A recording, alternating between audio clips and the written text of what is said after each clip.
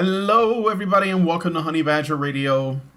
My name is Brian. This is Allison, the boss, and we are. I decided to call this a red chill, Hmm. but it's I just like basically a it's a little touch of fundraiser still. But yeah, what? a little touch of Doubtfire. This is Doubtfire, and Oh, hello. hello. That was good. Um, yeah, Back when Hollywood could actually make a decent movie. back when the entertainment industry entertained people. Um, Mm. Well, Okay, gotta yeah. love Mrs. Doubtfire. But anyway, yeah. So, we are gonna be talking about and looking at an article from Variety, which is essentially in reference to a film that you may have heard of. I saw the trailer for it a couple of times when I was on YouTube watching other things, and it would like open up with the trailer for this movie, and it's called She Said. Mm. And the film is it's basically a dramatization of, I guess, these women, these brave, bold and ballsy women that are trying to take down, the king of sexism, the Mm. the Harvey Weinstein. And Mm. that's what the movie is about. It's following their journey, their struggle, their fight, to take this guy down. Because Can I just point obviously, something out? yeah. Yeah. However you feel about this particular incident or situation, however you want to refer to it. Although I have heard some new things about the situation, right? Mixed things, Yeah, yeah. mixed things. But I find it fascinating, Hollywood's turnaround here. So you notice that it was Hollywood, the Hollywood culture, Hollywood society that Mm-hmm. constructed this debacle. Okay? Mm-hmm. But you see how somehow they've turned it into lecturing everyone else? Mm-hmm. Like, isn't that is such a clever They're trick that they have? they're very good at doing that. Yes. Like basically Hmm. we're looking at a situation that their culture for the most part created. And these are not Mm. things, the stuff that goes on, and I'm not talking about whether or not it's legal or anything like that. The kind of stuff that supposedly went on, okay, is far beyond any other industry. Like if I was working in like advertising, shit like this was happening. There's like they're different worlds. This is a whole different Mhm. world, right? Of Mhm. It's a casting couch for a reason. yeah, and there are people having sex with each other, and there's orgies, and people are going to drug fueled parties, and that's not open to debate. That happens. Like everyone knows it. They all talk about it openly. It's like an open secret, I guess. Mhm. Which is what goes on in Hollywood. And then, of course, if you live in a world like that, if you live in that lifestyle, at some point you're either going to be accused of something or you're going to do something. And so, Mhm. because you're putting Oh, yourself in in uh that situation, or yeah, yeah, alternatively, you're going to become a victim of something, yeah, or you'll or become a make you a victim. victim of Yeah, something. yeah. It's like I said, it is the culture, and yet here Hollywood is turning it around and pointing the finger at the rest of us, while we're just Mm-hmm. sort of like trying to pay our taxes, Yeah. keep our workplace afloat, just sort of puttering in our lane. I think most of the normal people of the world, drug fueled orgy? No, I think I'd rather get an extra 2 hours sleep on Saturday. Mm-hmm. I think But that's what most of us would yeah, Hollywood prefer. does not understand the average person. Mm-hmm. Mm-hmm. There's that joke of the octogenarian and a prostitute came up to him, and it was like his 89th birthday, and she said, "I'm I've got a gift for you. How would you like some super sex? And the guy said, I think I'd prefer the soup. Yeah. Yeah. Hollywood does not understand the average person. Yeah. I prefer the tax credit, Hollywood, to the drunken, blood-fueled orgy. Thank you. Yeah. Exactly. Okay. So Okay. they're so they released this film, and the film, again, if you need to know, it's called She Said. And it's a sturdily made look at a pair of crusading New York Times journalists who help expose Harvey Weinstein's decades of sexual harassment and assault. What? Sturdily made. Is that like the little journalistic, like, reviewing shows version of she was a handsome woman? Yeah, right. Like, it is. It's a weird way to describe it. A sturdily made look. I guess they're saying that they tried to make it like difficult for skeptics to criticize. Yeah, but I mean, it's a movie. Everything's dramatized. Like, actually, that probably was part of the problem. When I was watching the trailer, I'm like, these emotional beats are utterly flat. I think they could have used a little bit more drama. You know, a little bit more chiaroscuro, maybe some Dutch angle, some shaky cam. So as Weinstein is coming from the closet, he's got his hands out, and you got shaky cam. It's just a silhouette. Yeah, well, that's what they've done, though. If you watch the trailer, Weinstein, someone playing him, is in the trailer, but you only see like his back. He's like Dr. Claw from Inspector really Gadget. Play it up. Yeah. You know, like, really, well, I'm Ed would, Wood's yeah. Shit. Ed Wood's it. Just ridiculous. You know. Yeah. Ridiculous zombie flick, but not zombie. Sexual assaulter instead of zombie. Yeah, more like Blofeld. You know, that's what you have to make him into. You have to make him into Blofeld from the old James Bond movies. You know, petting a cat. You don't see his face. And that would probably be the best way to sort of give us that drama. You know, the theatrical oomph. A little bit of super villain pistache, or is that how panache? Yeah, you know, panache. something to hang on to, because okay, I know they didn't really show Weinstein, which I don't think we're quite talking about the same thing.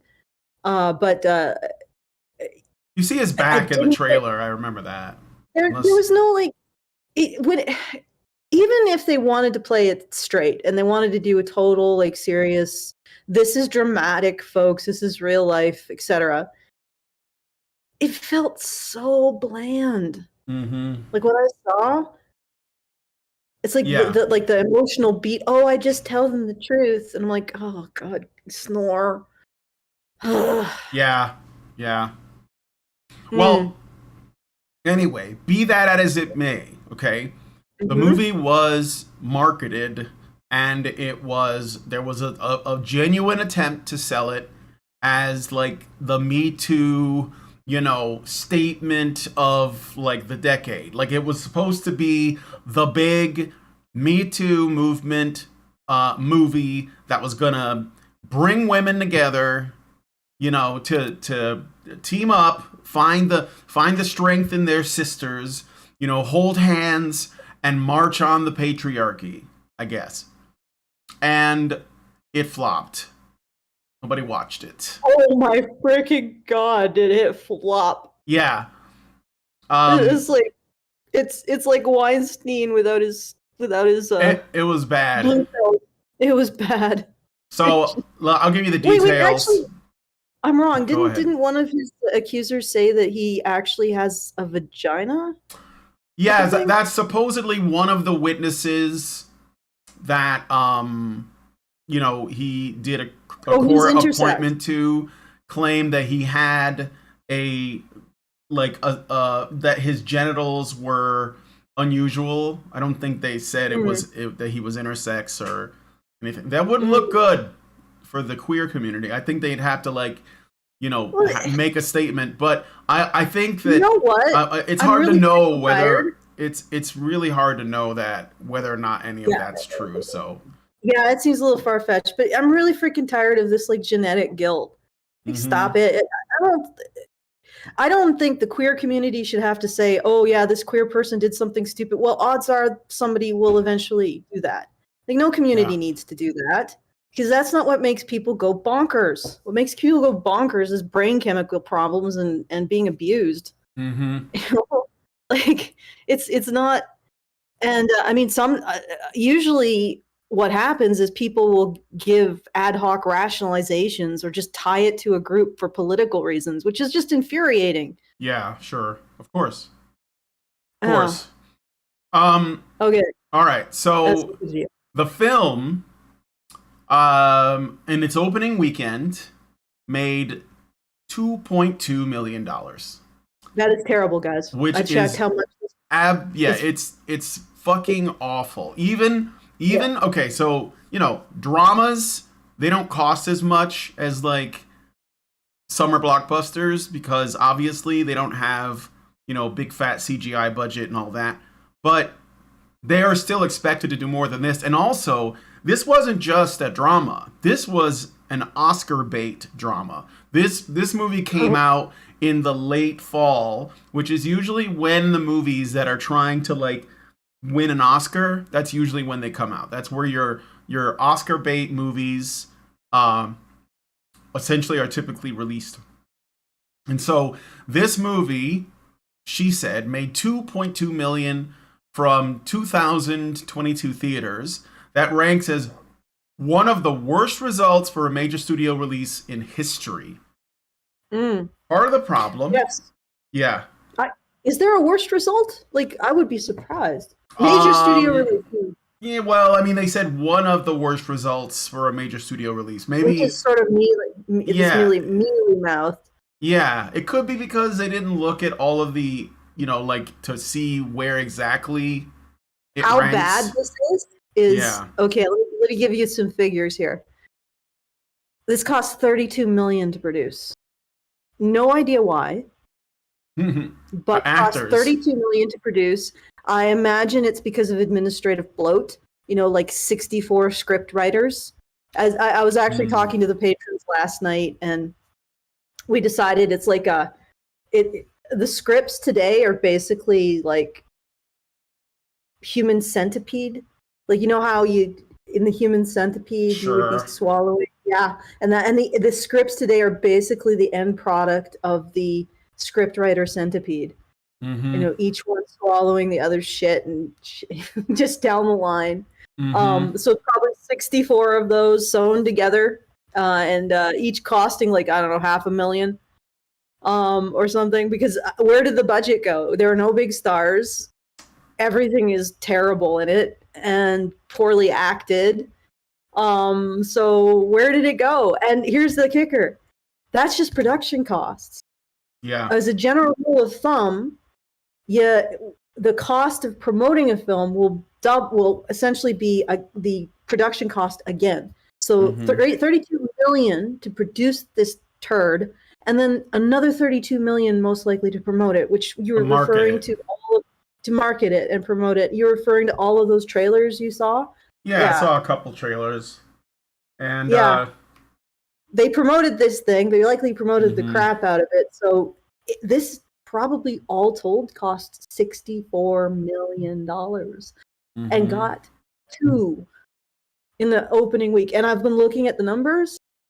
If they got two opening, I think since then, and it's been like a week now, Oh yeah, it's definitely gone they've down. only they've only gotten like 800,000 since. I mm. think maybe 800,000 a day, but I know they're still under 3 million. Mm-hmm. That is that's like the people who are involved in this. Of course, nobody cares about money anymore because of BlackRock and all of that, but the people that this has to be one hell of a kick in the teeth. Mm-hmm. This and Especially for the women who made the film that were expecting. I think there was who wants to some. watch it? I mean, I don't know. I mean, they made it, and they're making a statement, and they probably really thought the statement was important, but no one watched it. Like, nobody wanted to watch it. First of all, none of the women in there, like the trailer, I was looking at this, I'm like, none of these women look like glamorous actresses. Now, Mm-hmm. no offense, but if they want to target women with this, there's got to be glamour. Or women Yeah, are, like for women, glamour and looking sophisticated, whatever, having that kind of an air or you know what I mean, a look, right? I do. I do. I think that was like they looked plain Jane, and that was Yes, probably on purpose. yeah, it was probably on purpose. But here's the Mm-hmm. problem. I hate to tell you, but if you want to appeal to women and in to create like an experience that people are going to go out of their house to pay money for, and you're not actually just doing something intellectual like what things that I do, I suppose. You have to appeal to that kind of glamour, that kind of something like Mm-hmm. it otherwise women aren't going to go. It Mm-hmm. like that is to women what explosions and car chases and um oh god, I don't want to say Tom Hanks, that's the wrong one. Tom Cruise. Tom Tom Cruise. Cruise hanging off a cliff. Okay, that is Yeah. that kind of uh female swagger. That's to women. That's the same Mm-hmm. thing. So I'm looking at this and I'm like, who the hell are you appealing to? Mm-hmm. Like who? What are you trying to do with this? Good question. Anyway, All right, so it's part also of really bad timing. it's bad. What? It's bad timing Oh because yeah. because of the Johnny Depp thing and Amber Heard. Well, that I was gonna mention that. Yeah, I think that had a tremendous effect. I bet mm-hmm. on people's attitude towards. I mean, we already know that it pretty much single-handedly killed the Me Too movement, which was kind of falling out of favor with people anyway because we dealt with it for a number of years, and maybe people were just getting a little bit like fatigued, but it still had a lot The of legs. yeah, it still had legs on it, still had a lot of power over the general discourse. You could still make claims, and people will still take them seriously. I mean, I was doing news stories on various guys in various industries that were Me Too'd in order for them to get fired or so that they could take their jobs or whatever, and that was still going on.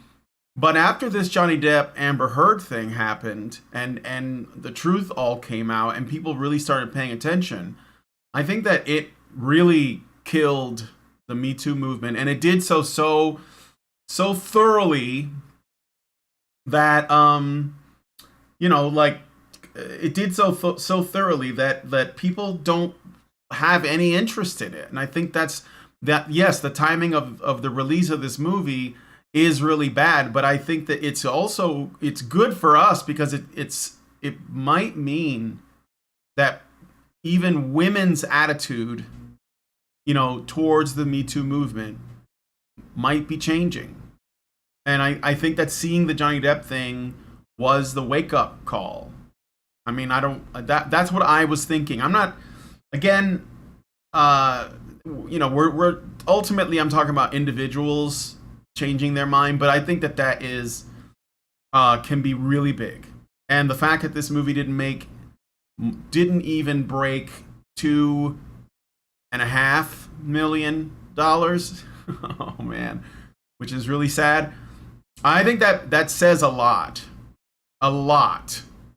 about what like women think about this, about what even obviously men as well, and nobody wanted to see it, and it should have been probably like any other year if the Johnny Depp thing hadn't happened. It could have been a hit, and it could have been an Oscar award-winning hit.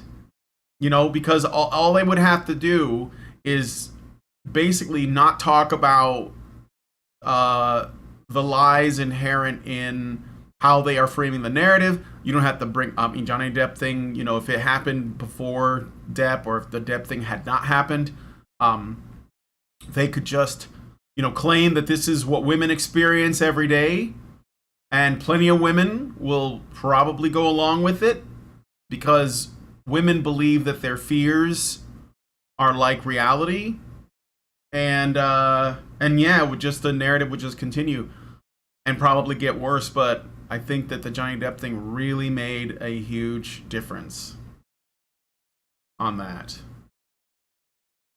Allison, are you there? Yes, Oh, I okay. am here. I was busy like a beaver in the background. I was getting things. I But see. I wanted to say, I know some people might disagree, but I think Johnny Depp has done a huge service to male victims of false accusations and male victims of domestic violence. Mm-hmm. I mean, I don't think that there's ever been such a high profile man who's come out as both, Mm-hmm. um, been received with such sympathy, even though the media continues to try to crucify him.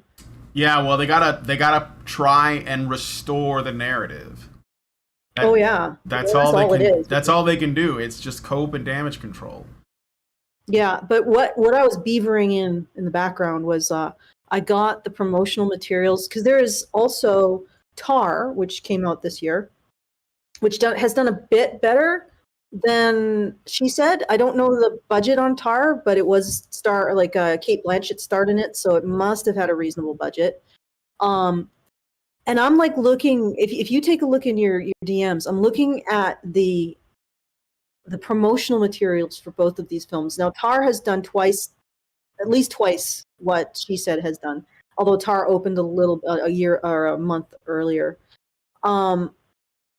But what I wanted to point out is that the promotional materials of Tar, they're making an effort. Mm-hmm. Whereas if you look at She Said, it looks like a damn left meme. I think that sometimes these things are just rushed. Okay. Well, all I Yes. have is the the poster art. It looks like, Yeah, just right? the poster art. Now, Tar has a very dramatic chiaroscuro, like white. That is like contrast between lights and darks. It's got the traditional S flow for the Mm-hmm. poster. Mm-hmm. It's simple. You got the name of your star. You got the name of the. I mean, it speaks sort of high end indie in its It marketing. does. It does. Yeah, but it has a definite feel to it. And then Kate Blanchett herself, she has a look. Mm-hmm. She brings some kind of gravitas. Then you look at Is She this Said. Wait? Is this a Me Too movie? It's a movie about sexual harassment in the workplace, except Okay. it's an individual woman, which makes it even better because you have a heroine, which automatically people will identify more with a single person than I a think far more I've actual. Oh, I've only brought it up because I feel like I've seen a clip from this movie. It looks like it's very reminiscent of Whiplash, Mm, which is a film about a young man who is trying to be a professional jazz drummer. He wants to be the best, right? And mm-hmm, his instructor is extremely hard on him, and mm. that's kind of like what the clip I saw. Yeah. Um, Well, just judging from the promotional materials I've seen, mm-hmm. Tar does a few things much better than I think what She Said does. First of all, again, it has the single protagonist. It shows her having wants and aspirations and goals Mm-hmm. and relationships outside of just being a victim. People don't like no matter what. I mean, it's not. This is different. You're talking about, okay, real Mm-hmm. life people very much care about women when they are harmed. It's Yeah, like of it's the course. driving force of our society. No offense, it just is, and you can't argue that. But in fiction, people want characters that strive. They Mm-hmm. have passion, that want to do something. Mm-hmm. Now, bad things can happen to those characters, but you sympathize because they are going out there and getting something. They're not just there as victims. And I'm like looking at the trailer and the promotional materials for She Said, and they're committing cardinal sins in terms of developing sympathy for their characters. It's not just that they're avoiding trying to make them bigger than life, which is critical when you make any kind of writing, like any kind of story. People want to see characters that are bigger than life. Yeah. Right? It's in some way. They don't have to be not realistic, but they have to be bigger than life. So these characters, they look meek, they look mousy, or you look at them and you wonder why. Like these women don't have the energy, even of they don't have the energy of an entertainer, of a glamorous movie star, anything. They're just really plain. They're not bigger than life than that. You don't present them striving to anything. At least maybe I'm wrong because I haven't seen the full trailer. It was so painful to watch, even in segments. But all they are is just the women that were touched inappropriately. Well, yeah. I mean, they're the journalists that were going to get to the bottom of it, and I think they spoke to a couple of women who were claiming to be victims, and that was basically the trailer. And of course, Are the characters motivated? Do they have goals? Why do the journalists want to do this? Stop the men. I don't know. I mean, I get what you're saying. I don't think they thought that through. No, they didn't. They didn't consider any aspect of narrative craft, and then they wonder. They poop this out into the world, and they wonder why audiences react like they've had poop thrown on them. Mm-hmm. Yeah. Anyway, I just wanted to point that out. I don't think Tar actually did very well either, because I'm pretty sure this is not the time for Lifetime movies with big time budgets. Yeah, I don't know if this had a really big budget, but I think there's a lot of movies like this that just sort of like slip under the radar because they seem not like something that will grip people. And I think that what people want to see right now, maybe, this is my suspicion, I think that people want to see stories that are like awe-inspiring or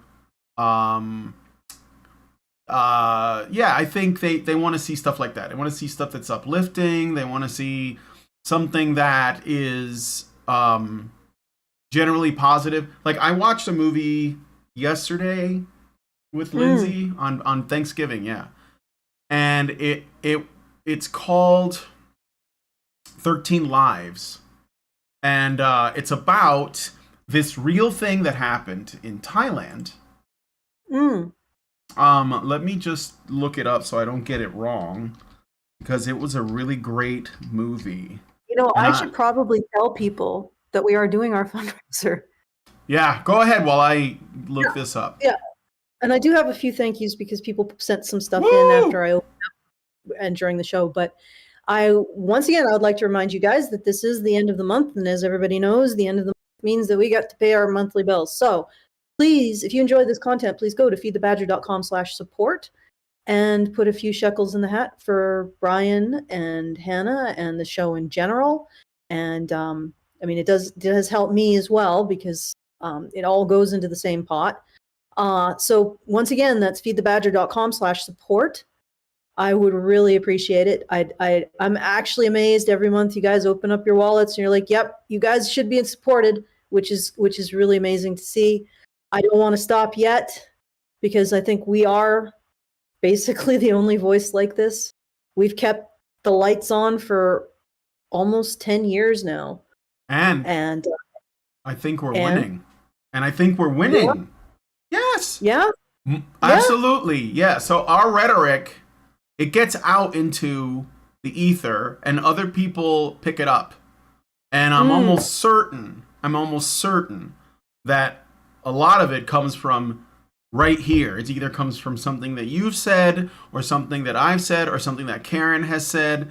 And because I hear it, and sometimes I hear these things word for word. And I'm like, yeah, I never heard that anywhere else. And it makes sense. It makes sense. So I'm not just like blowing smoke up my own ass. It makes sense because of the people that we talk to. So, Dr. Rannebercam the other day, he was on Lotus Eaters, and they gave him a segment to talk about International Men's Day. And he said a lot of things that we always say on this channel that no one else says anywhere else. And when it was over, I was like, this is great, because some people are going to pick this up and they're going to, hear something really unique and interesting that you could only get, from this channel, and they're going to start to use it. And that's how these things, I think, take on a life of their own. We probably won't get credit for it, but it doesn't. I guess I could say it doesn't matter, although I'd be lying. But I think that it doesn't matter, because at the end of the day, like I said, I think the message is getting out, and I think that people are hearing it, and I think that the fact that it's so hard for me to find feminist articles these days, because they're not writing them about the men's movement anymore. They're they've become, well, they got the incels now, right? Yeah, but even then, they don't really talk about incels much. They don't talk about the manosphere much, unless someone that's sort of an easy target, like Andrew Tate, comes back into the spotlight. But otherwise, I think, or if there's a shooting and they could blame it on incels. But I think that they don't say anything because they can't. They don't have the same. They don't have the same power they used to have. So I don't know. Well, I mean, also the trans movement really seems to be cannibalizing a lot of stuff. And I support trans people finding a place in the world, of course, and not being bullied for what they are. I don't support a lot of the radical stuff or proposals that they make, but I have noticed that the radical trans activists certainly can tear the crap out of a lot of the progressive stack. They're just destroying that stack, just annihilating it. And it's interesting to watch, because what I find amusing about all of this is I trace the rise of trans activism, a radical trans activism, not just, hey, I just want to live my life, this is what I feel like I am.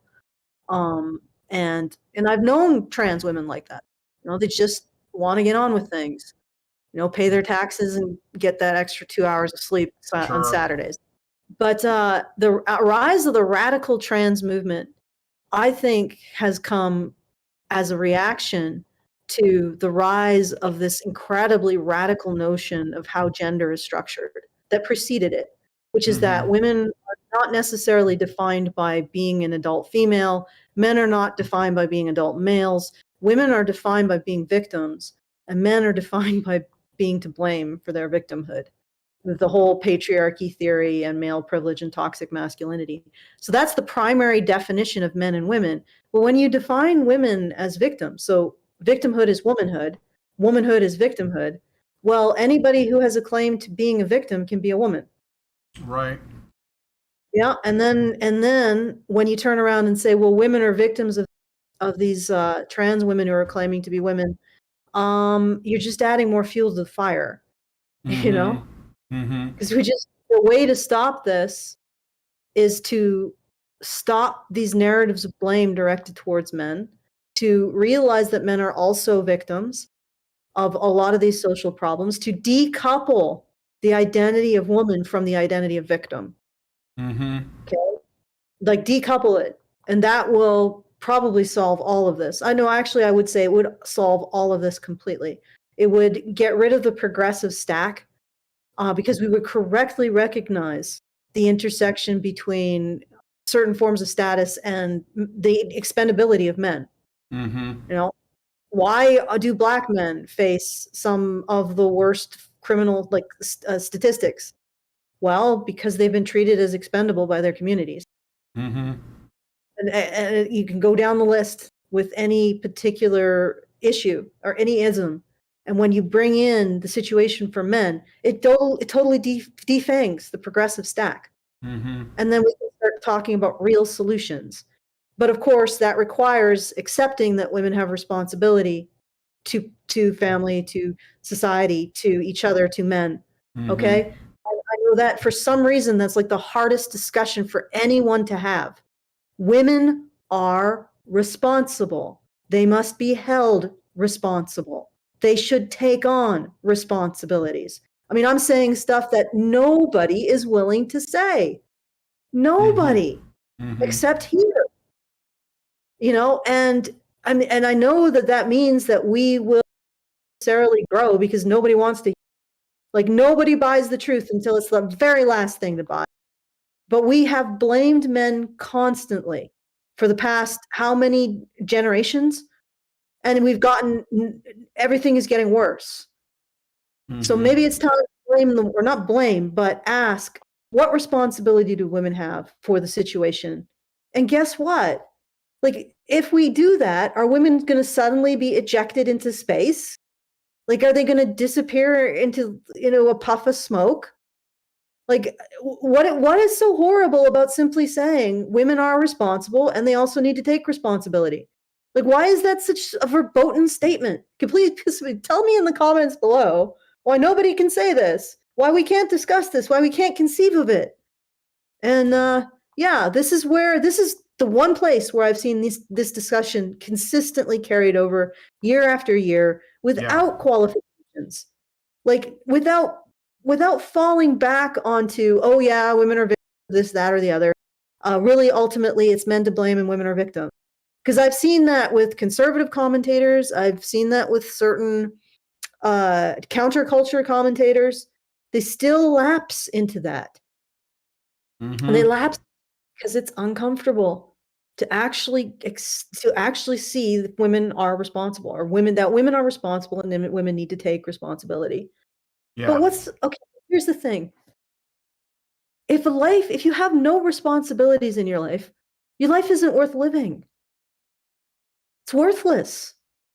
It's an empty shell of an existence.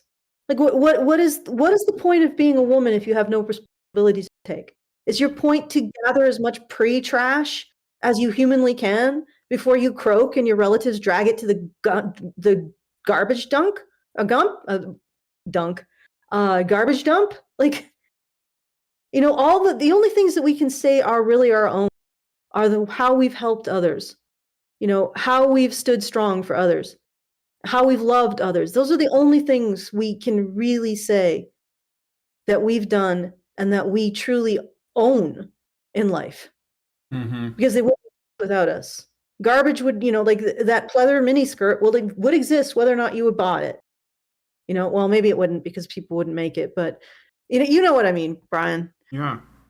If you want to support this message, because it is a message that does need support, and it does need your support, like, please consider going to feedthebadger.com/support and making sure we can continue to say this, because it's important. It is critical that we attend to the one thing we refuse to attend to. Otherwise, we're going to lose everything, in my opinion. But as Brian was saying, there is hope. So, feedthebadger.com. I think we're picking up momentum, and I think we should take advantage of that. Yes. Okay, so feedthebadger.com/support.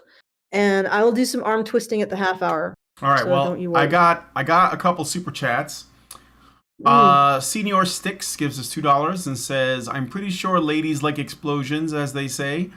Yeah, we are aware of that. But those are primarily for men. So, Zeranx gives us $5 and says, "Why can't it be said, Alison? There's a little line from the movie As Good as It Gets that's so powerful despite how short it is." I think that's the one where we know the line.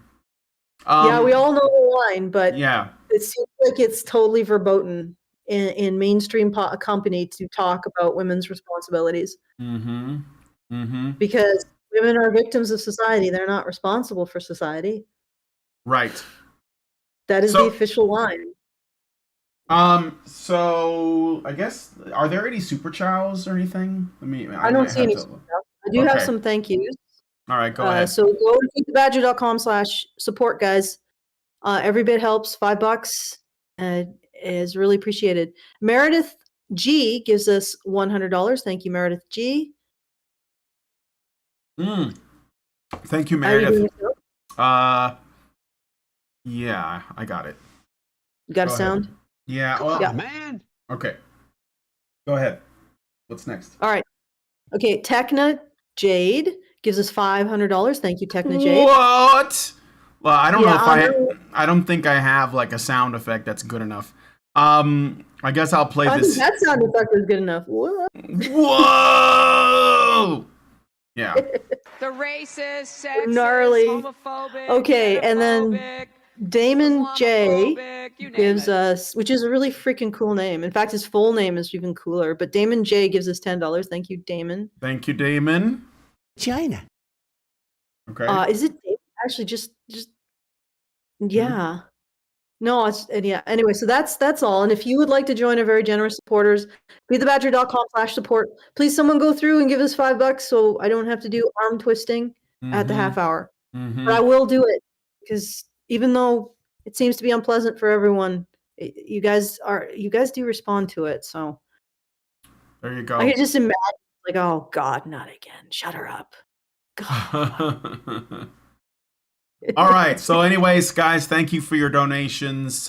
Keep them coming. We're almost, well, I don't know how close we are, but we got to try and get there. And we appreciate any help that you guys can give us. All right. So, I was starting to talk about this film I watched the other day called 13 Lives. I think I watched it yesterday or the day before. I can't remember. And 13 Lives came out in this summer, so it is a movie from this year, and it stars Viggo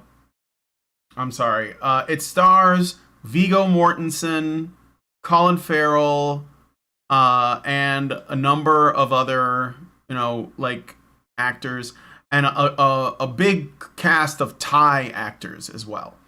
And the reason for it is 13 Lives recounts the incredible true story of the tremendous global effort to rescue a Thai soccer team who became trapped in the Tham Luang cave during an unexpected rainstorm. Faced with insurmountable odds, a team of the world's most skilled and experienced divers, uniquely able to navigate the maze of flooded narrow cave tunnels, join with Thai forces and more than 10,000 volunteers to attempt a harrowing rescue of these 12 boys and their coach, with impossibly high stakes and the entire world watching. So, Lindsay, she loves movies that take place in, places like mountains, or like she likes to see a natural element. And so she asked me about this one, and I looked into it and I said, well, I like Viggo and Colin Farrell. So yeah, let's check it out. And it was directed by Ron Howard, who has a pretty good track record, for the most part. And I thought, okay, the reason why I'm bringing this up is that this is a heroic fucking movie.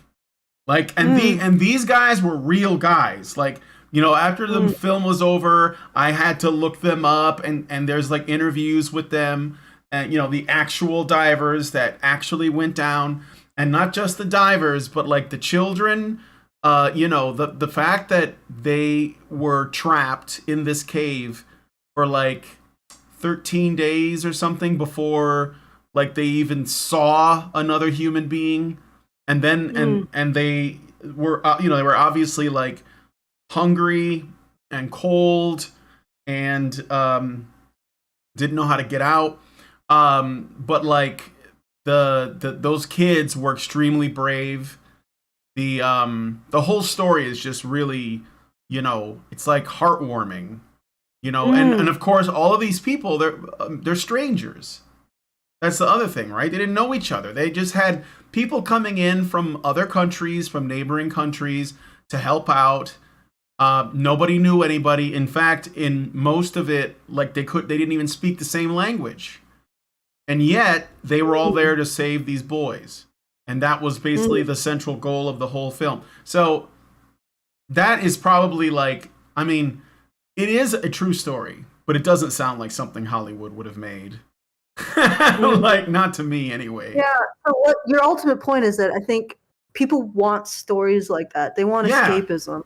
Well, And for women, escapism would be more like the glamorous, maybe period pieces, right? We also like something uplifting, right?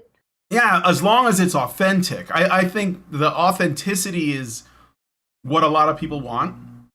I think that the thing about 13 Lives is it's a real story. Like, this really happened, and it's so incredible that they were like, we got to make a movie out of this.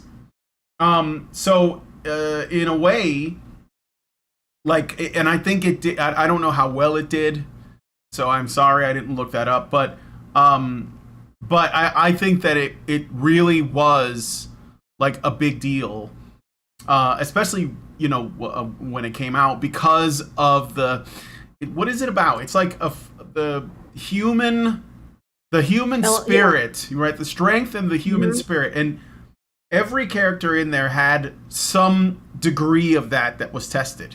Whether it was like their ability to swim for hours and hours, which is what they were doing, in these like caves that had like zero visibility, and they had to like not get lost and then make their way to where the boys were at, and then they had to like reassure them and maybe bring them some food, whatever. And it's a really human story, is all I'm saying. It's wild, because this doesn't happen every day, but this is the kind of shit, though.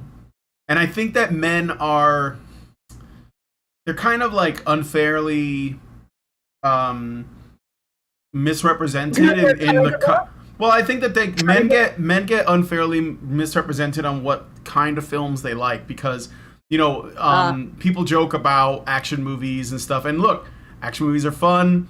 Guys like to look at technology and gear, and because that's how we are. We like the physical things, we like the objects. But I think that if they see a man doing something selfless, taking a risk, trying to do the right thing, that's what this movie had. They were doing it because it was the right thing, and they didn't have any allegiance to anyone except themselves, but they did it anyway. And I that's awe-inspiring. Yeah, no, it sounds like a really good movie. So what was it called?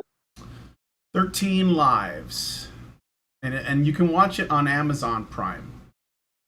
So, and so if I was you guys and you want to watch something that for whatever reason is not getting as much exposure as She Said, check out 13 Lives. It's manly as fuck, but anyone can enjoy it. I mean, Lindsay enjoyed it quite a bit.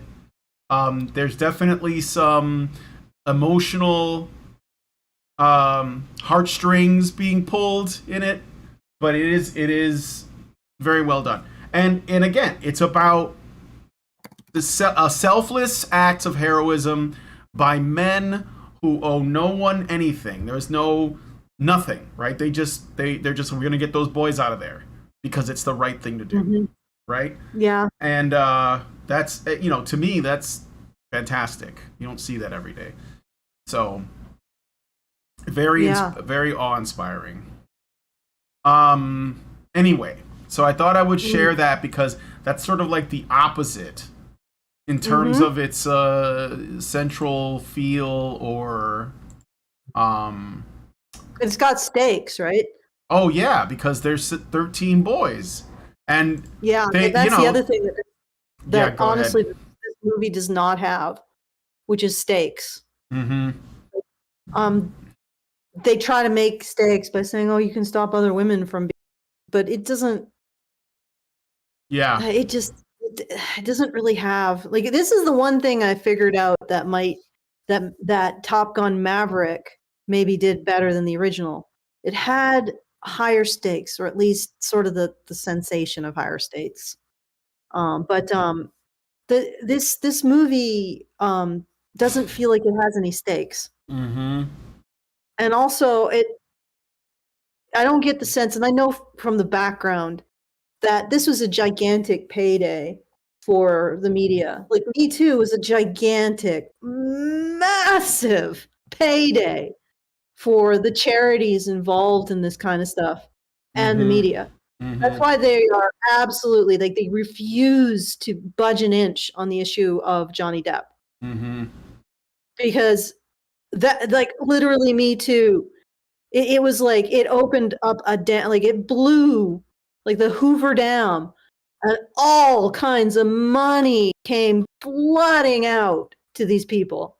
Yep. It was just like it was just they were like Scrooge McDuck swimming in it, you know, and now it's dried up. Yeah. And it's as simple as that. They are absolutely furious that the social influence and fame and money has dried up from Me Too. And this Yeah. movie is about that. And Yeah. it's really hard for me to even watch the trailer because I'm thinking, yeah, your cash cow died. Oh, geez, sorry. That's kind of what it is, and most of it they were relying on coming from the potential audience. So, Yeah, and also yeah. like I know this is for a fact because strangely enough, MSN interviewed one of the directors of National Association Against Domestic Violence. I think her name is Ruth Glenn, and she said, she literally said that the Johnny Depp case has not been good. Like the public publicizing of the situation with Johnny Depp hasn't been good for them because it hasn't made money.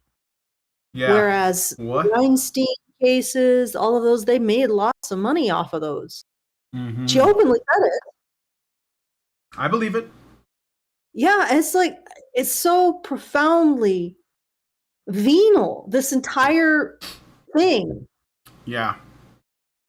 Eh, you know, and so it's hard to actually on my case, hard for me to actually even watch it and consider it to be heroic Right. because I know that you know like.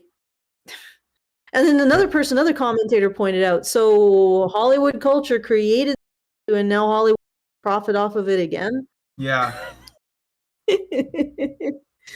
Eh, Exactly. Hollywood rapes starlet. Hollywood to produce starlets tell all. Mm-hmm. Jesus. To fight back against men like you. Yeah. Yeah. Yeah. It's nuts. Are we gonna do the trailer, or are we gonna just? Yeah, do we could. I just wanted to mention that when the Me Too movement started, there were a lot of movies being made about it, and yeah. So this one is, I think, just the latest, but there are. Did any of them do well? I think maybe in the beginning. Or they were kind of lower budget, like they were more of a targeted audience. Like there was one called Surviving R. Kelly, and I think it was like aimed at black audiences. But I don't think it did super well. But yeah, there was a number of them, but this was the most high profile, I think. And I don't think any of them really like did great, but they probably did compared to this one in terms of like losses. But yeah, I don't think it was all that great. So I'm gonna close this, and then we're gonna go to the video. So this trailer is She Said. Okay, you have to share it with me. Yeah.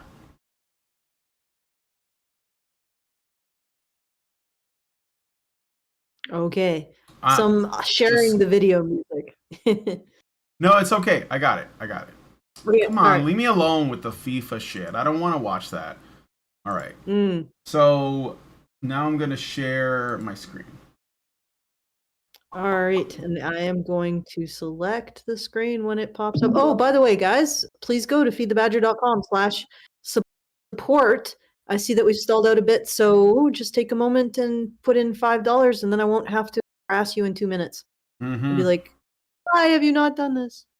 If you don't do it, we won't continue to exist, which is true, but it's also sort of guilt trippy. Anyway, feedthebadger.com/support. All right. I will All right. go into it, and let's see. All right. The only way these women are going to go on the record is if they all jump together. Can you not hear that? Yeah. What's I can wrong? hear it, but you don't hear any echo because I'm listening to it, right? No, I don't hear any echo. Okay, great. So the only way that all these women are going to go on the they're just a bunch of cowards. Yeah, well, You have to play up. You got to play up the threat here. What's the big threat? Yeah, he's a powerful, rich man. He could ruin their career. I thought he kind of made their career. That's like why we're in this situation, because. Yeah, but also, like I'm looking at this from a purely narrative perspective, just divorcing it from anything that actually happened. All of these women. So what you're saying is you're trying to shepherd a bunch of look. Why would you start with this? Like, what perspective are you starting from here? Like, why wouldn't you start with someone who actually harmed by this? Like, I'm not like, I want to, like, again, I want to divorce this from what actually happened and just look at this in terms of narrative. Yeah. Gripping. What was that? You said it's not gripping? No, of course not. No, is that gripping? Does that grip you? No. No. No. I mean, like, I think the sentiment here is that women, if they want to fight against evil or sexism or rape or whatever it is, right? All of those things, patriarchy, they have to come together. They have to come together in solidarity, and I think that's what she's calling for. Okay, fair enough. She's calling for solidarity. Here's the problem, okay? And this is why people prefer male protagonists. Because there's all kinds of things that people think that, or they get away with female protagonists because the women are wonderful effect that they would not get away with male protagonists. The only problem is that employing those things mean that people don't care about your female protagonist choices to the same degree as they care about male protagonist choices. Okay. Mm-hmm. So what's happening here is apparently these women need to do something in a herd of lemmings, and this woman is like, well, we gotta make. So who's the hero? I guess it's the woman who herds the lemmings.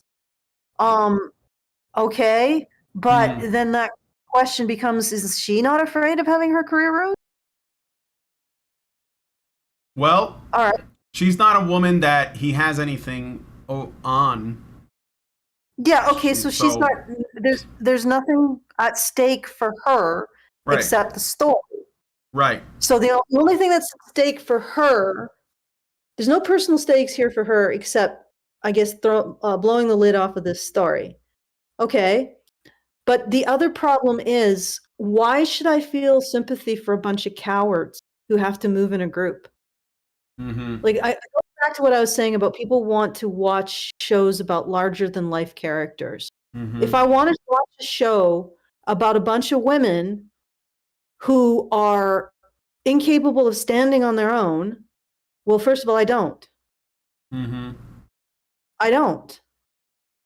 Like, why wouldn't they? If this was a story I was writing, instead of saying, "Well, we got to get them all to move in a herd, get your lemming herd skills up to par," I'd be like, "Well, why don't you focus on the one woman who stood up? You know, like sort of like a On the Waterfront. You know, On the Waterfront." Marlon Brando, he was the one person who stood up, the one man who stood up to the bosses that controlled the labor. Yeah. that is a story, and that's a protagonist you want to follow. Like, I don't care about this journalist's career. Why should I? It's her career. Who gives a flying flip about her career and whether or not she gets this scoop? Why should I care? And why should I care about these women if they're cowards? Like, okay, so you have a bunch of cowards that you know had to do something, right? Okay. This is brilliant beginning. Very very, very intriguing. Anyway, let's continue. All right.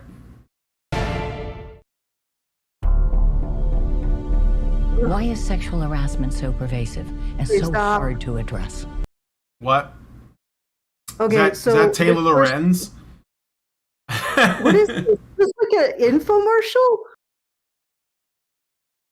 Well, they're a couple of journalists from the New York Times. I think it's based on a real event, I guess, because I think they might have broke the story. Okay, so what are we trying? Are we trying to sympathize? Why would they do like the foreboding shot? Like, this is the evil empire, Well, I don't know.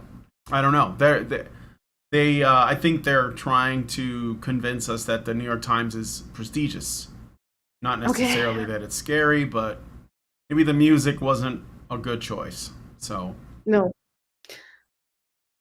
All right. So she says, let's interrogate they're talking about sexual harassment in the workplace.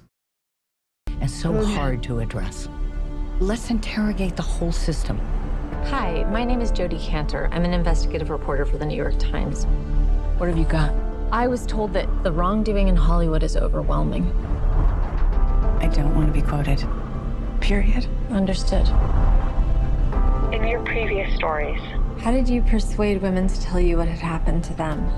A case I made was I can't. You gotta stop or it's gonna get hit. We'll probably get hit anyway because I think we might have done too much. Why is sexual harassment? Why is this supposed to be interesting? You know what, Allison? I have no idea why no one rushed out to watch this in theaters. No idea. Yeah, okay. And the funny thing is that I would have thought, maybe I'm weird, but nothing about this grips me. Nothing about this says that I want to see this story. Yeah. Like, okay, if you want to create... You know what it looks like? It looks like the New York Times article is being adapted to a movie. Like the way that they covered all this is being adapted. So it's like an adaptation of an opinion piece from the New York Times. That's what I'm getting from it. So I think that's why it's so cheap. Like, and there isn't a lot of, I don't know, emotion. You know what it is? What it is? Well, yeah, there's no emotion. And everything we've seen so far is people sitting down on their phones or sitting down at a meeting. It's like, are you kidding me? There has been no action. And there's no stake. So the only stake so far presented is whether or not this woman will get her story. Yeah. And we don't. She's not even a character, right? You haven't shown her saving a cat. You haven't shown her feeding her dog. Her 3-legged dog. You haven't shown her, I don't know, being a candy striper for kids dying of cancer. You haven't shown her, I don't know, having even maybe wanting, the good-looking who knows what in her. You haven't given us any reason to care about this woman. None. They didn't name her. Well, I guess they did, but I don't even remember. Did they name her, or did she say I'm an investigative journalist from blah blah blah? Not well. The dark-haired woman said her name, but I already forgot it. So yeah, it's not. It's one of the women who's sitting down on the phone said her. This is terrible writing. It's not very engaging. So this woman is supposedly a victim. right Oh no, here no, this in this woman isn't a victim. She's another woman who probably made bank on one of these stories. So she's explaining Oh, to right. You're how right. to- She's trying to she's trying to help the woman get her lemmings in order. get her ladies in order. All Yeah. right. I made was, I can't change what happened to you in the past. I can't. I'm sorry. It's so fucking overwrought. You know what I mean? Yeah. I can't. Ugh. It's the way it's acted. Ugh. Maggie Gyllenhaal is like one of the weirdest actresses, and I don't know how she gets work. Probably because of her brother. That's all because Jake Gyllenhaal's great, but Maggie Gyllenhaal is just weird.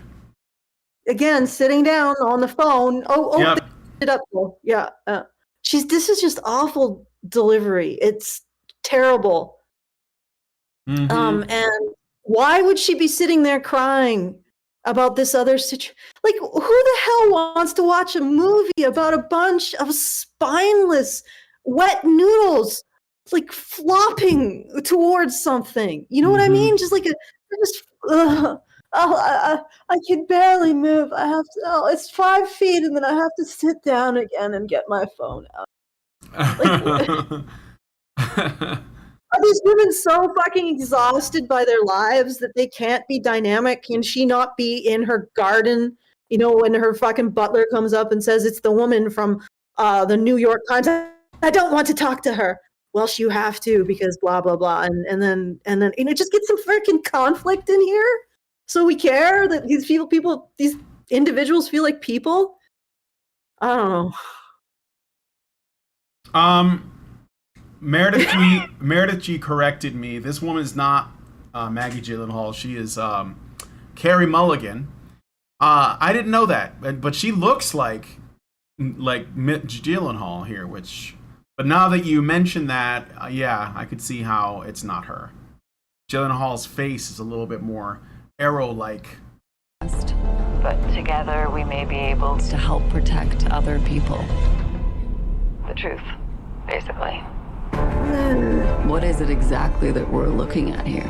These young Why is she so raspy? What is Also, it exactly? life is exhausting. Like I said, what we're watching is just I women. need another coffee and maybe some red wine. I need to lean.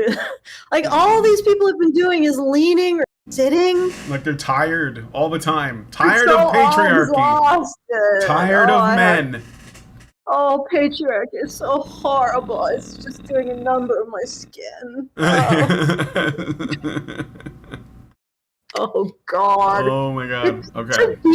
Just to exist as one of these people. I don't want to watch this because I don't want to even, like, you know, when you watch something, you have to sympathize and live in the skin. I don't want to live in their skin. I don't want to live in the skin of perpetual nihilistic defeat by forces that you never question. You know, and I mean, really question, does patriarchy exist? Have you ever asked yourself that? You know, probably not. All right. Well, let's keep going. Women walked into what they all had reason to believe were business meetings. Oh. I can still see it. The hotel room was our plan. He kept trying to touch me. I almost. They're not even. They're just showing like shots of. He kept trying to touch me. I asked him to leave me alone. Okay, that's a different woman. All right, so he kept trying to touch you. Did you say no? That's not. Because the thing is that could be a date. You know, he kept trying to touch me. How did you determine that? Because trying to touch you means he didn't actually touch you. Do you get that, Brian? So he was thinking very touchy thoughts at me all night. I could see he wanted to touch me.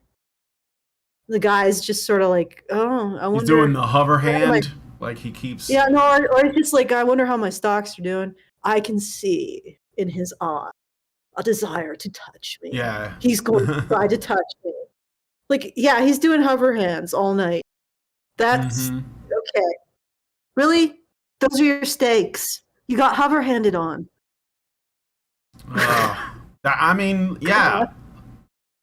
I don't know what else, like, unless they were playing tag.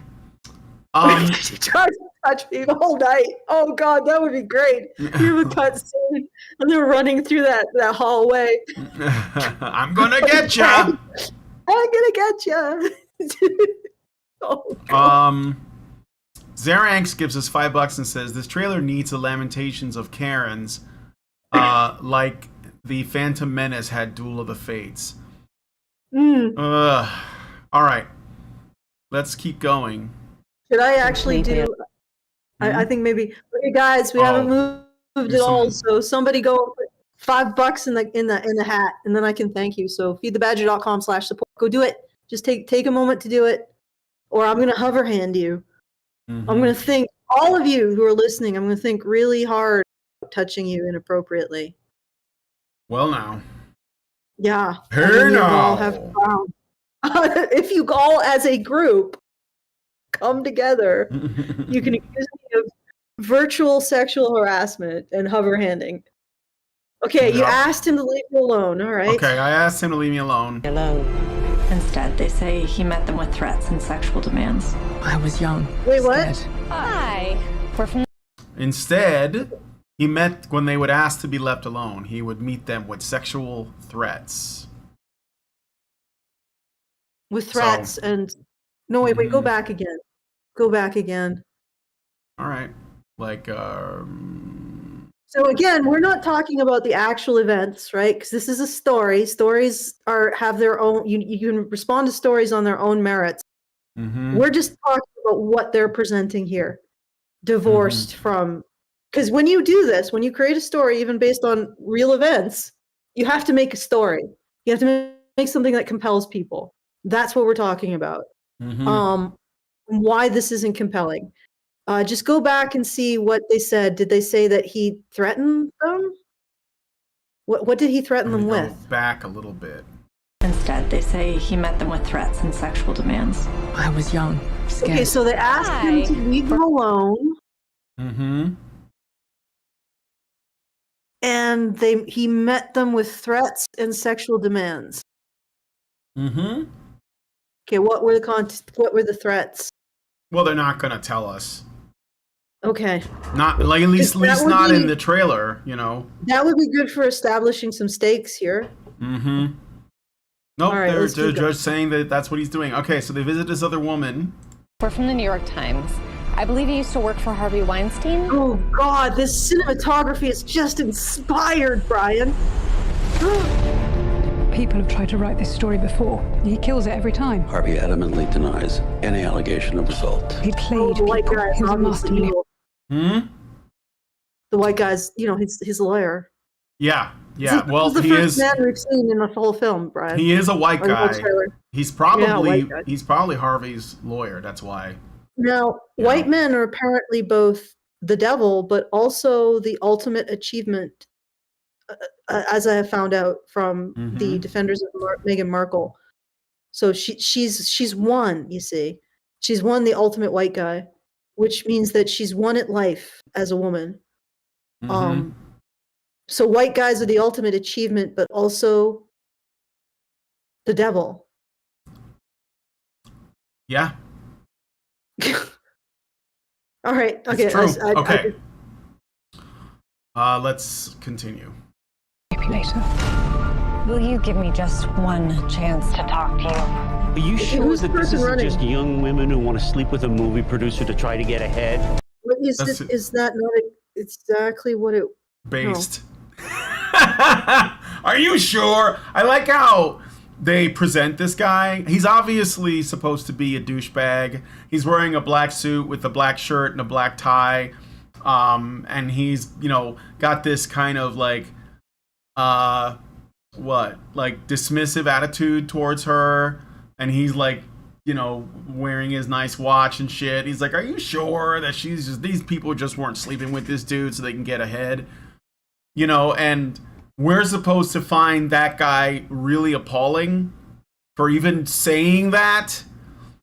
We can't question any of this shit at all. Yeah, right. And they built, like I said, this is a character. Like you know, I don't think there's a real dude that did this. I think this represents, like, he is Twitter, you know, skeptical Twitter, at least. No, we can't. We just have to believe. Yeah, we can't ask these questions. And again, this is a story divorce. Like, when you create a story, you're divorcing it from the actual events, because you have to create a story that's compelling. All right, so, and I think this is one of the problems with this. It's trying to use actual events to force a particular conclusion, and that's infuriating. Yeah, and it's also weak writing. Anyway, let's go. Yeah. This is bigger than Weinstein. This is about the system protecting abusers. Like this, the women who receive these settlements, they can't speak out. They'll be sued if they do. But if someone could speak freely about the payouts.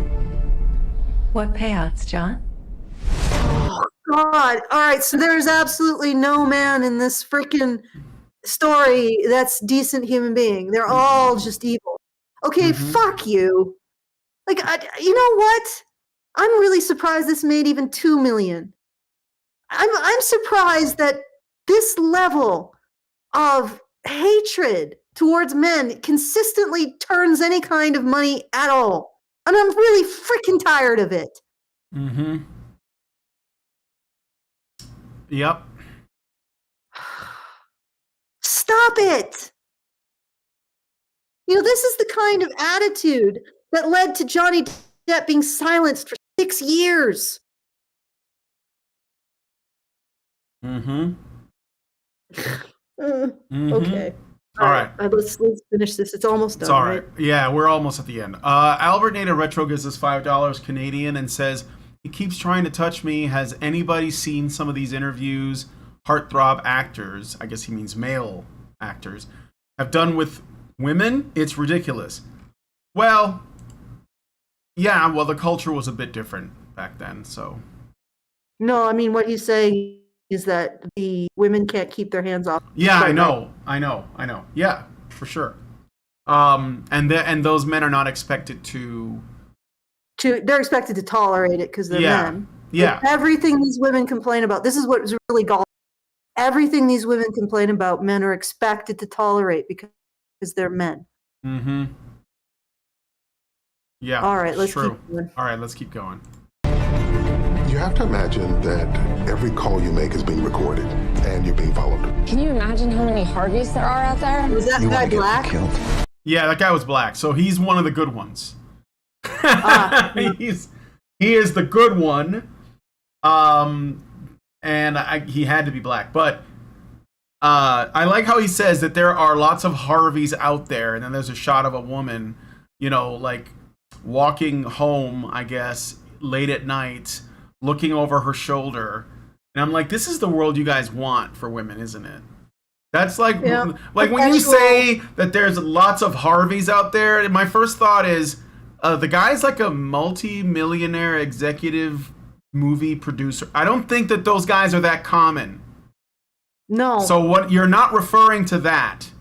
You're referring to the, you know, what you believe is, I guess, his predatory side. That's just men, right? Yeah, that's just men. Yeah. And the thing is that conservative women do this too. Yeah. Like what I've noted when I was reading Laura Bates investigates Laura Bates and finds Laura Bates is not a danger to boys. But boys are a danger to Laura Bates.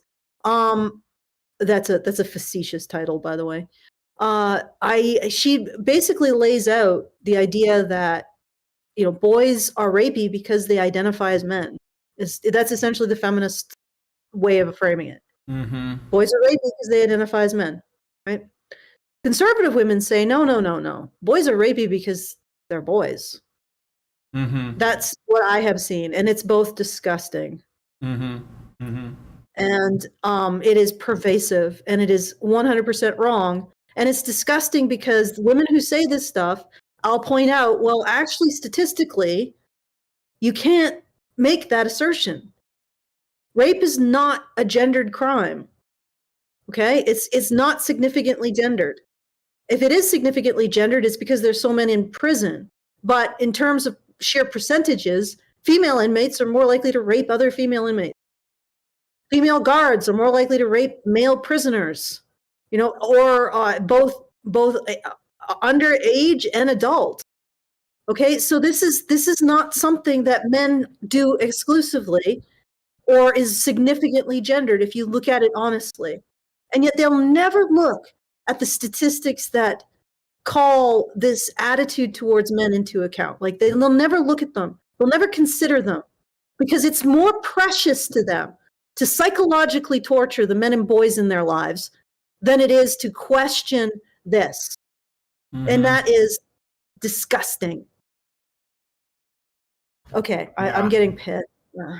Sorry, guys. All right. I have the irates. We're at the end. Oh, yeah. We're at the end. Also, if you guys want to send us super chows, feedthebadger.com/just the tip. Just the tip. What? See, nobody has okay, let's keep going. Let's finish this off. All right. Do you wish you hadn't signed up for this story? Do you? No. The only way these women are going to go on the record is if they all jump together. Okay, well, you know what? I don't care. We've already heard this. Yeah. Well, this is not. This is. Yeah, the way they do trailers these days is that they give you a trailer for the trailer. It's really strange. Well, I guess that's okay. All right. I'm gonna go back to you. I still don't care. Go on the record as if they all jump Where together. Where are the stakes? Where are the freaking stakes? Still not there. No, they don't exist. Like what's hangs in the balance? This article? Women who might in the future be exploited. We're all here, Harvey. Who have you talked to? I have 3 daughters, and I don't want them to ever accept abuse or bullying. I'll go on the record. Okay, do you have any sons? It's time to write. This is all going to come out. I'm tired of this. Can you stop for a second? All right. I am so freaking tired of women like this. You don't give a crap about the men in your life? Ever?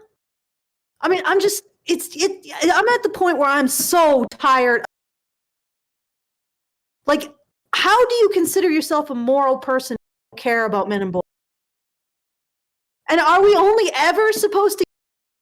Is that it? Is that all? And 100%, if there are women who are suffering this issue, there are men. And we have no idea how vast the problem is for men because they don't talk about it ever. Ever. I am so blisteringly tired of this narrative. Mm-hmm. Sorry, Brian. Well, it's all right. I get it. This thing is basically over, but I'm just gonna play the rest. I was silenced.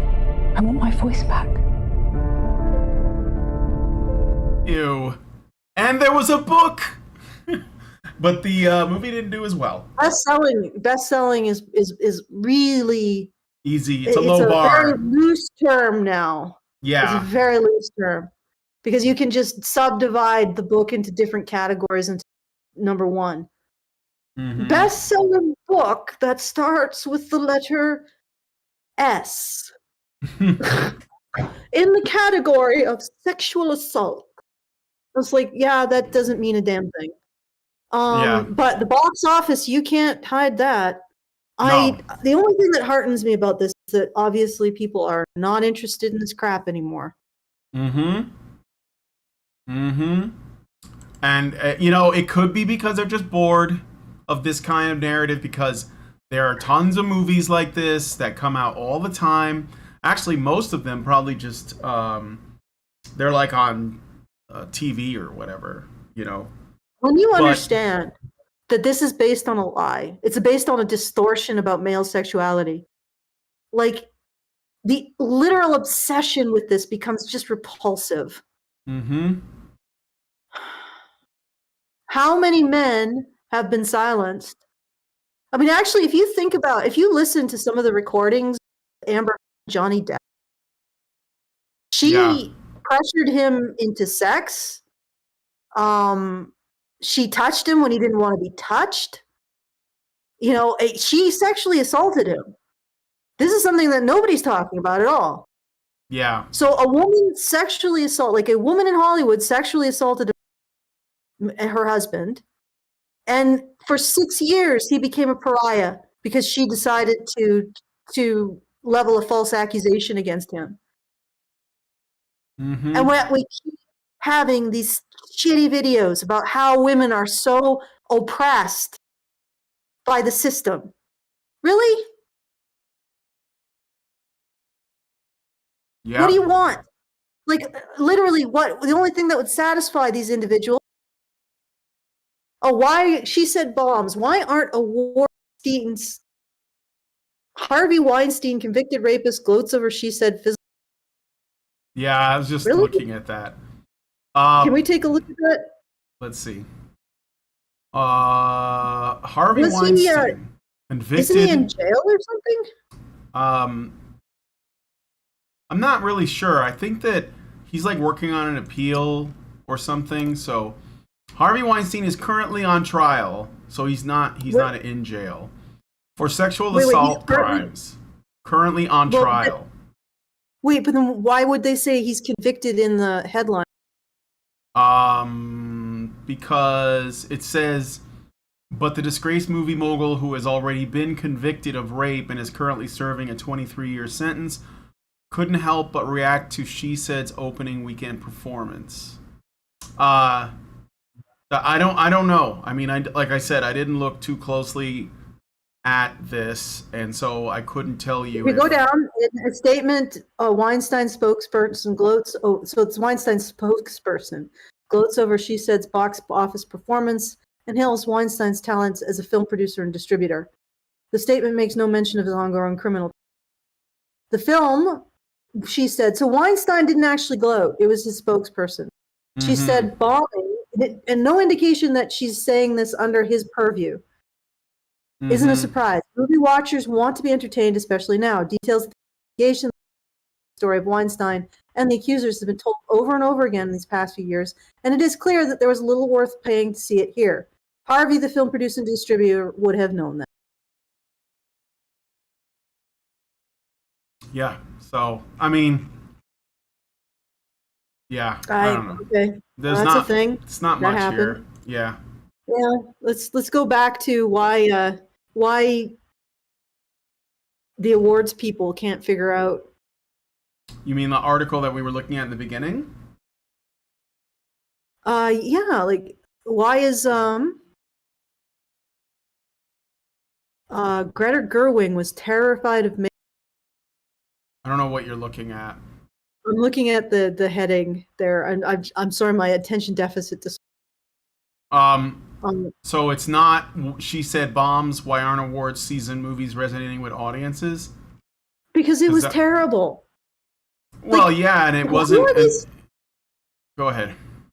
Okay. These individuals who are criticizing movies apparently no longer care about craft. That craft was terrible. Mm-hmm. Absolutely terrible. You have to actually make the audience sympathize with someone or with a character before you can tell your story. It's like literally the first thing you need to do. I mean, sometimes people will get a bit thrown in a cold open, but if you have a story that is highly action orientated, you know what I mean, Brian? I mean, they'll stick around and find out what's going on here. Or if you do like multiple things, if it's a mystery story and you start with like multiple different things happening, people will be like, "Ooh, well, how does all this connect?" If you have an action story and you start with an action sequence, people will stick with you to figure out what's going on, but they will not continue to stick with you until you give them somebody to root for or to be interested in. This trailer didn't do that. And it is absolutely critical when you're talking about a drama to create an interesting and compelling character. They don't necessarily have to be sympathetic, but there's got to be a reason to follow them. This woman was bland. Like, she didn't have any character. And she didn't even, like, she didn't have any sympathetic qualities. She didn't have any qualities at all. I don't even remember her or a single aspect of her personality. She was a nothing. And this is one of the biggest problems that I see with writers today, especially in Hollywood. They don't understand that you can't just put a vagina on the screen and be like, well, everybody, there's a vagina and be sympathetic to it. No. You have to actually make this character sympathetic. Not everybody is so compelled by the presence of the holy vajayjay that they are going to immediately imbue their sympathy with this character. I couldn't give a shit. I have one. I don't care. Now, I need a little bit more than that. I think the female audience you probably tried to appeal to, they were sitting in their seats and thinking the same thing. Okay, who is this person? Why should I care about her career and whatever stakes she's in? And furthermore, it's going to be really difficult to sell this because this woman won't have much of any personal stakes. She won't get the scoop. Who cares? I don't care. At this point, I don't root for journalists at all. Like, maybe if you put them in like the Vietnam War, I might root for them. But at this point, you're not worth rooting for. You're basically, you show me a journalist. Yeah, you got a war criminal here. I'm not literally, but you're going to have to work hard to make a journalist sympathetic to the average human being. Now, really hard. Really, really hard. So you should have been driving home who this woman was, making her sympathetic because you have to. I mean, in any other circumstance, and people would follow her. But because she's a journalist, she comes with a deficit because most people now don't like journalists. So you're going to have to make her sympathetic. Immediately. You're going to have to attend to that. And you didn't. You didn't think you had to. And like I said, this is the problem that Hollywood has now. You can't just put a vagina on the screen and expect people to care. And that's what you're doing. Yeah. I don't understand. Like, actually, I think maybe women are picking up of how much of a contemptuous attitude that is towards women. Like, you don't even take the effort to do the same things you would do or similar things that you would do for a male character. You don't even put the effort in. You're not going to put a male character up there and make no effort to make him sympathetic. Anyway, it's just really bad craft. And for some reason, the movie critics no longer seem to be able to perceive bad craft. So it's like, it's as if food critics, people, like there's this chef who's throwing out not steak tartare, but just gigantic balls of meat, ground meat that haven't been cooked, with like raw egg on and maybe a pickle. And the food critics are like, oh yes, this is haute cuisine. It's inedible. Well, we don't think about craft. We don't have to think about craft. Craft doesn't apply to food making.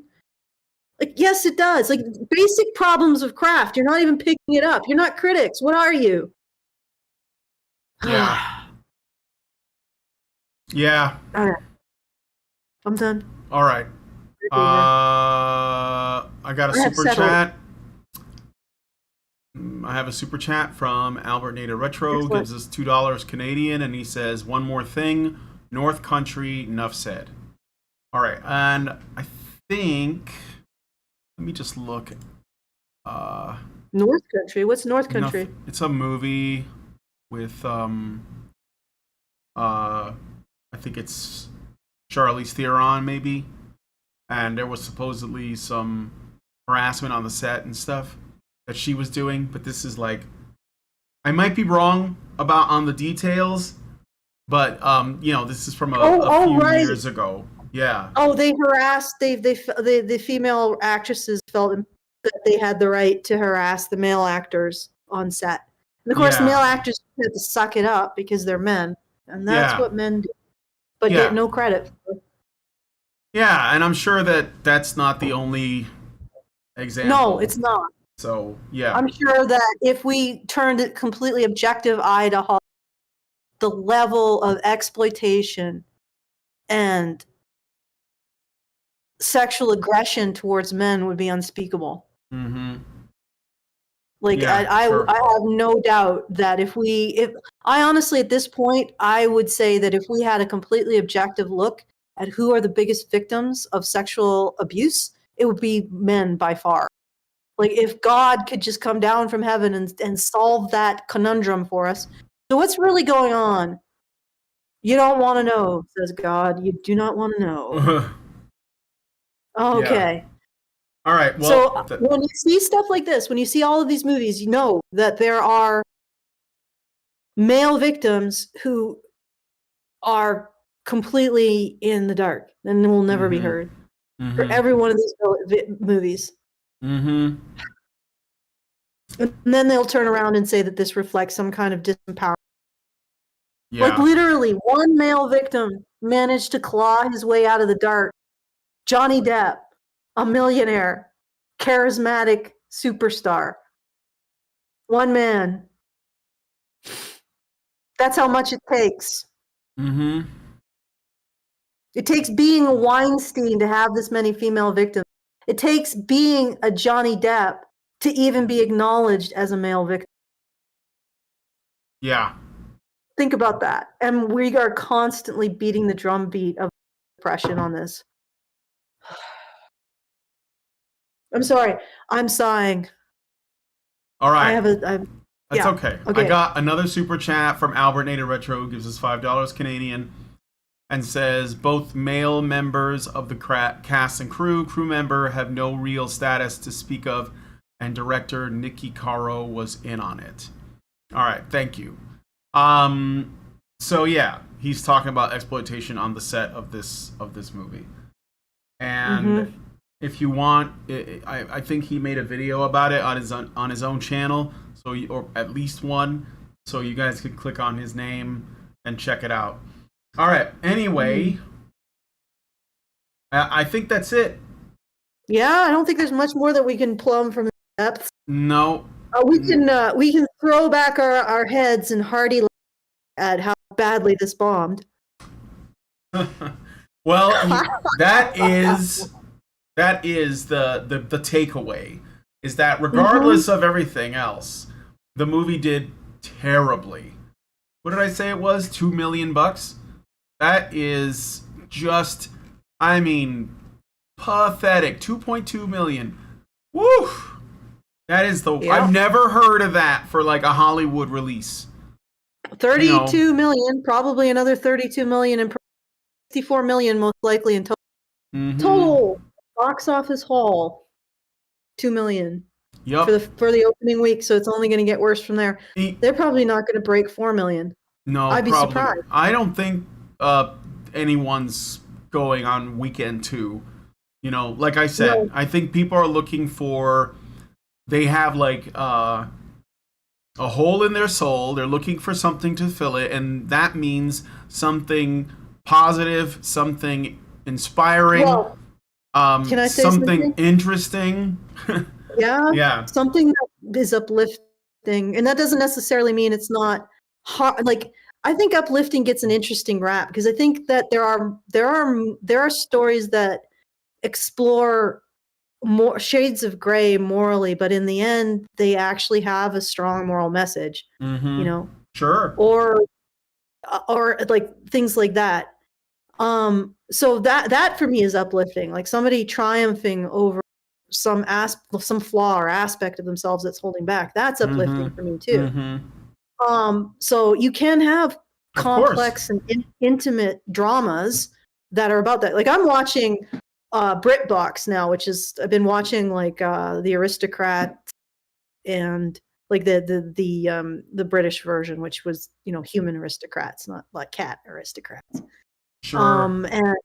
And like Pride and Prejudice, and Jane Austen was actually a really good storyteller. Mm-hmm. I did not know that because I have not been I never read like but she's actually a really good storyteller. She could have, too bad she wasn't writing for Hollywood these days, because she actually knew how to make a story out of some of the most subtle of elements, and these are all great stories. And they're uplifting. And you're right. I think there is like a hole in people's soul. And I think what the hole is that anything. Have you noticed that? Yeah. There doesn't seem to be any sense that there's a future worth having anymore. Well, I think that in a way that's the message that we're getting from our media right now. But I think that people, they are looking for that. Yeah. And, I think they are. Mm-hmm. That's the hole I think people have. Like, there's nothing. This is what I feel when I look around the world. There was hope once. When I was younger, there was a sense of hope in the future. That things would be getting better, that the technology would become more awesome. Stuff like that. And certainly there was hope in the times like the 60s, like going to the moon and stuff like that. Now it feels like our society is just in horror of itself. If that makes any sense. Like just paralyzed with self-loathing and self-destructive tendencies. And the only thing that people are talking about in terms of the future is basically embracing policies that'll kill 80% of us in order to preserve the planet. Which that's going to be pretty rough. Be it as it may, let's discussing the ethical implications of that, of killing 80% of people by snapping your fingers. Well, it's not going to be snapping. It's going to be an awful death. But, getting rid of 80% of the fossil fuels by 2035, I think is what they want to do. Something like that. Without a feasible alternative will mean killing most of humanity. Yep. And that's going to be an excruciatingly painful process. Like, I'm not going to opine upon. I'm going to say that's not a thing to look forward to.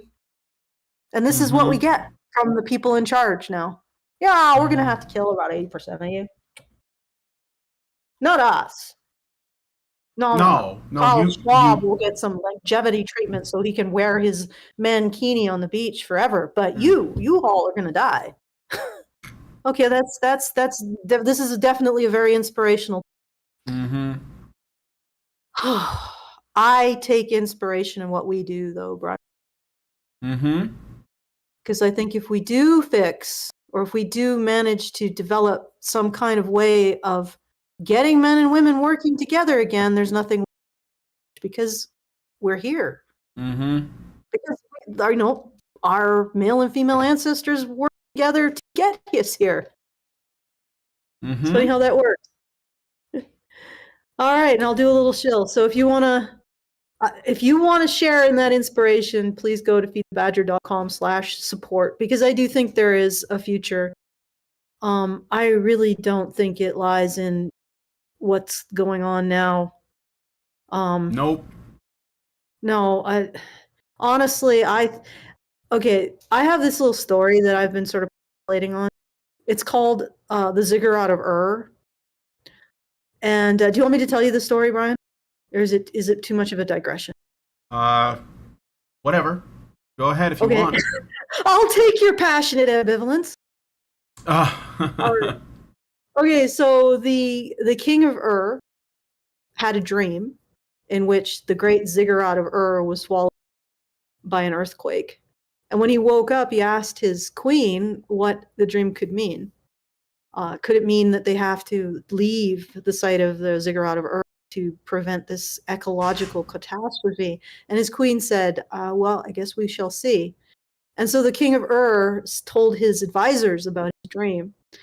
And the vizier of Ur, jumped on it and said, we have to move the ziggurat to a safer location so that we can preserve our culture.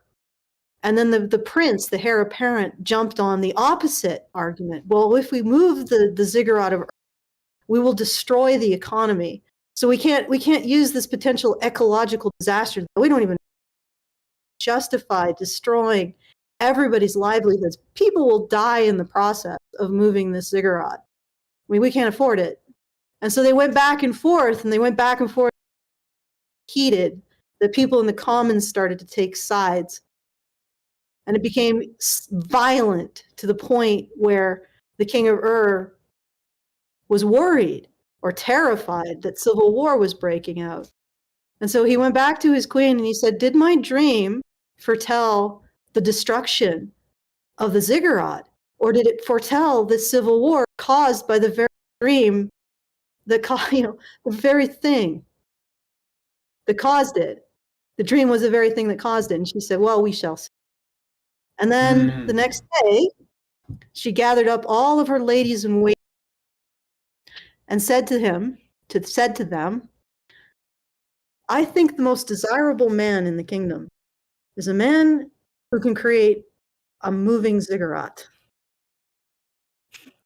And so the question is, did the earth swallow up the ziggurat? And the answer is nobody cared, because by the time the slated thing was going to happen, they already had ziggurats on the moon.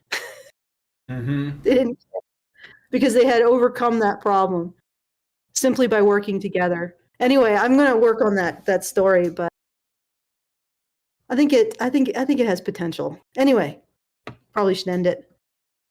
Okay. With some thank yous. Yeah. Silver Crow gives us $100. Thank you, Silver Crow. Thank you, Silver Crow. And Corn Pop was a bad All right. Any more super chats? Super chats. Let me just double check. Yes, I got one from Danny Joes. I think I'm saying that right. Who gives us $10 and says, "Thank you guys for all you do for us, the forgotten gender." Well, thank you, Danny Joes. No problem. Yeah, this is what we do. So. All right. Yeah, that's what we do. We entertain the things that most people can't really talk about. I know that as it gets, Jack Nicholson's character saying he thinks of a man and he takes away accountability and reason, logic and reason. Yeah. But that's a sentiment that you can't embrace in a way outside of like a comedy. You know? Yeah. Yeah. It's not something that's generally allowed. If you accept that as simply the way of the world, then you're essentially telling women to keep on doing what they're doing and don't worry about changing, because there's nothing that we can do about it anyway. So yeah, we can laugh at the statement, but just know that's not really going to help us. We can't address it.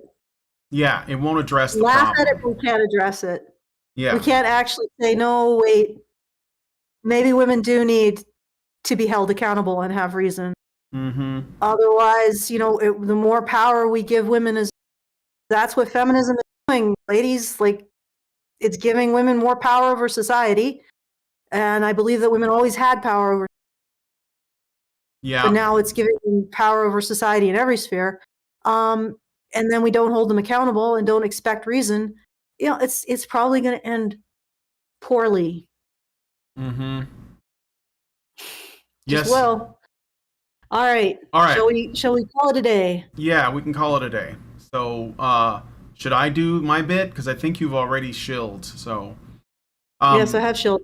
All right. So if you guys. I can do it again. I can do it one more time. All right. So please support the show at feedthebadger.com/support. Support's really appreciated. You know what? I'm going to just go out there. We're the only ones who talk about this stuff. Mm-hmm. And unless you want to live in a world with no hope, I mean, we got to fix these problems. Mm-hmm. And it starts with creating honesty between men and women and holding women to account. Like we've been blaming men for how many generations, and even blaming men for the things that women do. Feminism will ask for something, get it. There'll be something wrong with the thing they get or it, and then who do they blame? patriarchy again. Mhm. Like, look at the whole free love thing. Oh yeah, women don't want to be constrained to being chaste and commitment and family and marriage. We want to be free to screw whoever we want. And now that is a new oppression of women. Yeah. And is blamed on patriarchy. Yep. And we can't keep continuing to do this. Like, we can't keep giving women this level of influence and power without expecting responsibility and reason. Okay? One or the other, or our world implodes.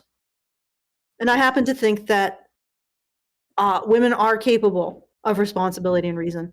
Maybe that's the most out there statement. I mean, because if you think about it, if what he said can be perceived as a joke, that means that people agree with it. Like you were saying, Brian. Yeah. You can agree with it, you can laugh at it, but you can't change it, or you can't expect it to change, right? Which that means that people accept the idea that women aren't held accountable and aren't encouraged to develop reason. That we accept that. Well, I don't. Yeah. Okay, anyway. All right. Go back to you. All right. So if you guys like this video, please smash like, subscribe if you're not already subscribed to the channel. Hit the bell for notifications so you know when our streams go live. Leave us a comment. Let us know what you guys think about what we did on the show today. And most importantly, at least I think it is in this case, share this video, because sharing is caring. And I think it's a good way to help get us out there. So, but if you can't do the share, you know, whatever, like is huge. So yeah. The other thing you could do is if you like a particular part of this, you can always clip it and share it. Yeah. I'm pretty sure YouTube lets you do that. Yeah, feel free to do that. All right, well, anyway, with all that said, thank you guys so much for coming on today's episode of Red Chill Cinema, and we will talk to you all in the next video. Men's rights activists are machines, dude. Okay? They are literal machines. They are talking point machines. They are impossible to fucking deal with, especially if you have like a couple dudes who have good memory on top of that too. Holy shit, you're fucked.